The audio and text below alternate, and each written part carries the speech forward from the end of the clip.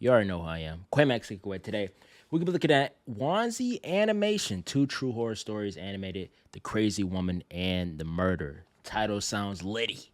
So we'll go ahead and watch it. Hopefully you guys enjoy it. If you do, you already know what to do. Let's get it started. The Crazy Woman came into my house. Hey. Man, woman, animal coming to my house unannounced. We can have a little tea party. Not gonna lie to you. This story takes place in the summer of 2012. I'm a male, and I was 25 at the time. I was living by myself in a 1-bedroom apartment that I had recently moved into after a messy divorce. It wasn't fancy, but I was pretty proud and happy to be living on my own once again. AKA she cheated on me. My apartment was located in a suburban part of the city that I lived in Missouri. One night, I had finished a closing shift at a local restaurant where I was an assistant manager. It was around midnight, and I was looking forward to a night of Comedy Central and beers. Seeing how my schedule... Bro, put the beer down, bro. Hot take. Unpopular opinion. Beer is disgusting. That Bud Light, Budweiser, you know what I'm saying? Nasty. Heineken, disgusting. It literally tastes like soda without any flavor. Hate it. Schedule rendered me a night owl. I returned to my apartment, took a long shower, and turned on the TV after opening my first cold one. I stayed up till around 3 a.m., watching stand-up comedy and drinking. Drunk. I eventually turned the lights out and left the TV on as I drifted to sleep. Now, to give a visual, my apartment was on the 2nd floor. The only window was in my bedroom, and there was a sliding glass door in the living room that led to my balcony. The front door led directly outside, and there's no way of seeing out that particular side, other than a small peephole in the door. Hey. Around 4 in the morning, I was suddenly awakened by a frantic pounding at my front door. I'm talking constant beating that seemed like someone was trying to break the door with their fists. 4 in the morning? I immediately sprung up from the couch and ran to the door, wearing only a pair of basketball shorts. I looked out my peephole, and there was a silhouette by the orange glow of the security light. Oh, the figure looked to be that of a small girl. I freaked the fuck out, but I thought... Bro, what is she doing at my house at 4 a.m., bro? She must have got the wrong house, bro. Listen, bro, we shoot kids, too. Don't get it twisted. Adults, kids, toddlers, they can get shot. Let a little 4-year-old, not a 4-year-old, let a little, like, 6-7-month-old crawl, bump their head on my door at 4 o'clock in the morning. I'm opening that joint. I got the pistol. Boom! I'm sorry. Somebody, little baby, gonna die. I'm sorry. 4 in the morning? Come on now. Thought that maybe she was in some kind of trouble. Here's where I made a big mistake. I don't care, nigga. I don't care if EDP 445 was chasing her, nigga. It's 4 in the morning. Somebody, hey, I'm trying to get some sleep. I slowly and quietly unlocked the door to investigate. She then immediately turned the doorknob and threw her body weight into the door, forcing it open, and me against the wall. The only light on at the time was from my TV. And the next thing I knew, this girl was stumbling into my apartment like a zombie. I quickly turned a light on to see a dark-skinned, dark-haired girl, probably in her late 20s. She was about 5'4", maybe about 110 pounds, soaking... Man, what is this black beast doing in my house, man? She tried to barge in. Like, now, when he first said little girl, I was thinking, like, when he said little girl, I was like, bro, how she even got... past to, bro? She's small. She 5'4". Nigga, if you don't hit her with them haymakers. Wet. She wore a tank top and shorts. I'm not a big guy. I'm around 5'10" and 155 pounds, but I arrogantly consider myself physically superior to her. She turned towards me, and her eyes were closed. I immediately grabbed her by the arm, saying, "What the hell are you doing? This is my place, and you need to leave." Gotta go. She replied, "I have to come in. I'm cold." Now, mind you, it's the middle of August, and well, not cold at all outside. After I got a hold of her arms, I was amazed at the strength that she had. I was trying to imagine what was going on with her. I managed to get around behind her and pin her arms back and attempted to drag her out of my apartment. I was in no position to call the cops, seeing how my hands were full and I had no idea where my phone was. As I began to drag her out, saying, "You need to leave now," she flung her head back into my face, bloodying my nose and lip. I maintained my composure and went outside to ask my neighbor for help. The only problem was, you can't handle no skinny 5'4" woman. Nigga, she getting manhandled. What? You can't handle her. Nigga, bro, it's gonna be like we in the octagon, we in the boxing ring. This is like the TikTok versus YouTube boxing match, except it's gonna be me versus a 5'4" woman. All right. And while I'm piecing her up with these hands, they better have Chris Brown songs playing in rotation, bro. Facts. That my nearest neighbor was directly across from me. Ain't no way. And their door was wide open, and the other surrounding apartments were vacant. She remained in my apartment, just standing there, facing me with her eyes closed. She yelled, "Come in here." I replied, What? "Okay, I guess I will." I re-entered my apartment, and this time a little angry but mainly just confused. I once again grabbed her by both arms, blood streaming down my face and neck. God. This time I wasn't letting her fight back. I dragged her outside and she put up a little resistance.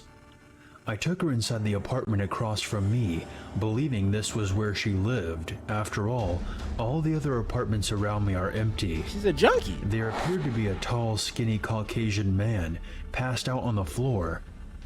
I called for him, and he just moaned.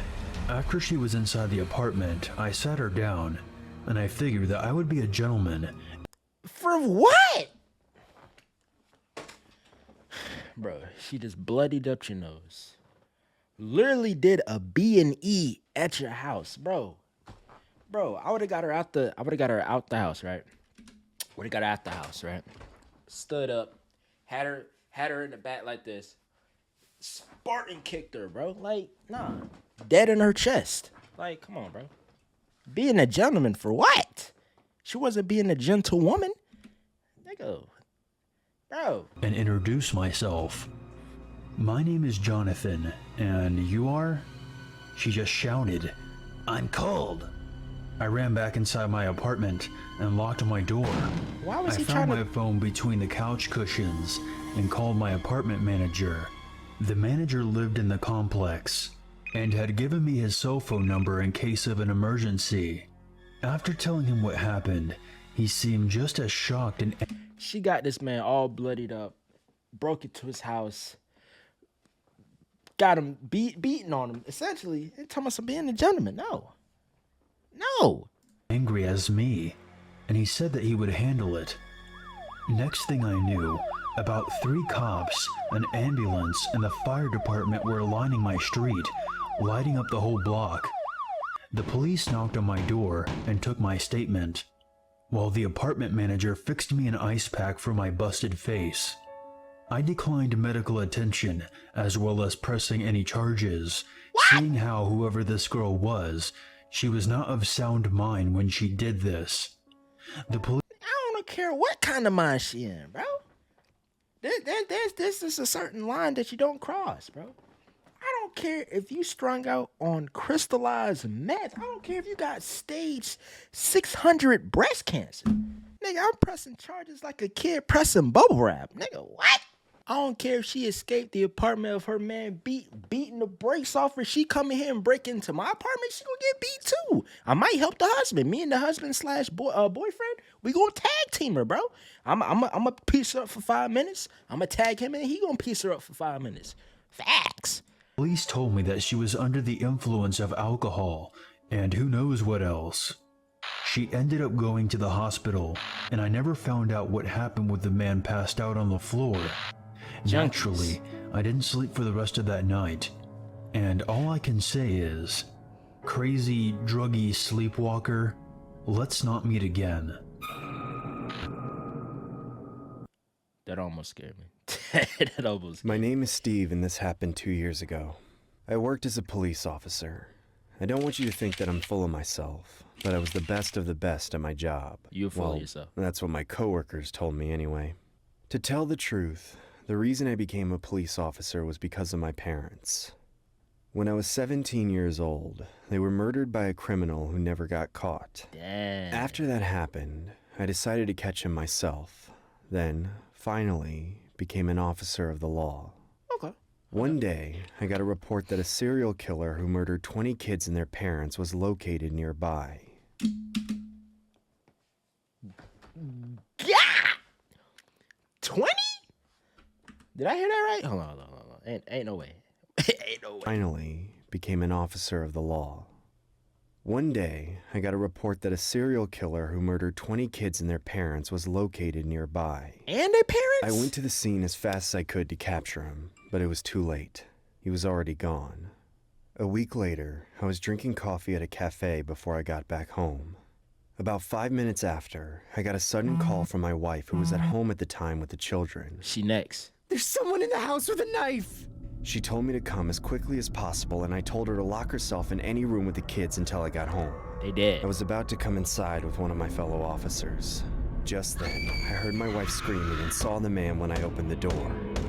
I immediately shot him in his hand and saw it fly off onto the ground. Oh. The other officer knocked him out. I told my wife... I like he didn't do no hesitation. He didn't do no stop, freeze. He just straight shot. Me personally, I would have aimed for the head. That's just me though. Maybe I'm built different, but you know, I just appreciate he just went straight into it. No type of thinking, hesitation, nothing. Just went ahead, shot him. I like that. And kids to come out. Everything is safe now! I eased her mind and asked her how he got in. She answered that the door was broken when she came back home with the kids. After that, I was watching the news at my house. It was about the criminal who broke in and threatened my family.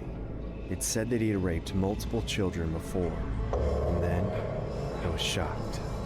According to the news, he was the same one who murdered my parents. I was terrified. I couldn't breathe. Oh, he definitely should have died, bro. He definitely should have died. Stood over him, put the whole magazine in him, bro. I'm not even talking no GQ or XXL, bro. Put the whole magazine, bro. Kill my parents? Now you trying to kill my wife and rape my kids? Okay. My hands were trembling. All right.